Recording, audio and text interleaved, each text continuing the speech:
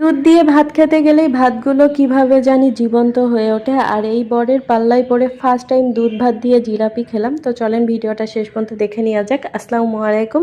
আজকে রাত্রেবেলা খাওয়ার মতন কোনো তরি তরকারি ছিল না, তো সন্ধ্যাবেলার দিকে আমি আমার বরকে বলতেছিলাম যে রাত্রেবেলার জন্য কি রান্না বান্না করব। তো ও বললো যে কোনো কিছুই রান্না করার দরকার নেই, যেহেতু আজকে প্রচুর পরিমাণে গরম পড়তেছে, তুমি রাইস কুকারে ভাত বসাই দাও। আর ও বাইরের থেকে এই যে দুধ নিয়ে আসছে, এই দুধটা দিয়ে আজকে খাওয়া দাওয়া হবে। আর জিলাপি নিয়ে আসছিল। পরে আমরা যখন জিলাপি খেতে গিয়েছি আমি ওকে ডাকলাম যে আসো জিলাপি খাই। ও বললো যে না, আমার জিলাপিটা রেখে দাও, আমি দুধ ভাত দিয়ে খাবো। তো খুব অবাক হয়েছিলাম যে দুধ ভাত দিয়ে কে আবার জিলাপি খায়। এই জন্য আমি আমার জিলাপিটাও রেখে দিয়েছিলাম। ভাবলাম যে ফার্স্ট টাইম আমিও একটু ট্রাই করি, কারণ খুব এক্সাইটেড হয়ে গিয়েছিলাম যে দুধ ভাত দিয়ে আবার কে জিলাপি খায়।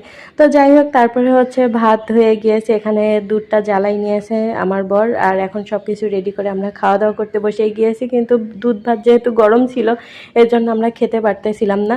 আর দুধ ভাত খাওয়ার সময় আমার সাথে একটা অলৌকিক ঘটনা ঘটে। আমি ছোটবেলা থেকে দেখে আসছি, জানি না আপনাদের সাথে এরকম হয় কিনা।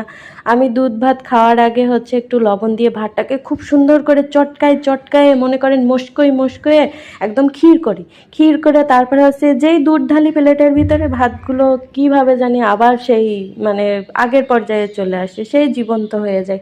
এরকম কারোর সাথে হয় কিনা অবশ্যই কিন্তু কমেন্ট করে জানাবেন। তো এখানে হচ্ছে ভাতটা ঠান্ডা হয়ে গিয়েছে, এখন হচ্ছে জিলাপি দিয়ে খেয়ে নিব। আমার কাছে বেশ ভালোই লাগতেছিল, আমার ছোটোবেলা থেকে দুধ ভাত খুবই পছন্দ। আমি এর আগে হচ্ছে গুড় পাটালি তারপরে চিনি দিয়ে হচ্ছে দুধ ভাত খেয়েছিলাম, কিন্তু এই ফার্স্ট টাইম জিলাপি দিয়ে খেলাম। আমার কাছে বেশ মজাই লাগছে, কিন্তু আমার কাছে বেশি অংশ ওই যে নতুন গুড়ের পাটালি দিয়ে বেশি ভালো লাগে। নলিন গুড় বা নলিন গুড়ের পাটালি, ওটা দিয়ে আর কি ভালো লাগে। তো এখানে জিলাপি দিয়ে দুধ ভাত খাওয়ার সময় আমার বর বলতেছিল যে ছোটোবেলার থেকে নাকি ও যখনই দুধ ভাত খেতে যায় তখনই কিভাবে জানি পিঁপড়া চলে আসে। তো এরকম ঘটনাও আপনাদের সাথে যদি ঘটে থাকে কমেন্ট করে জানাবেন।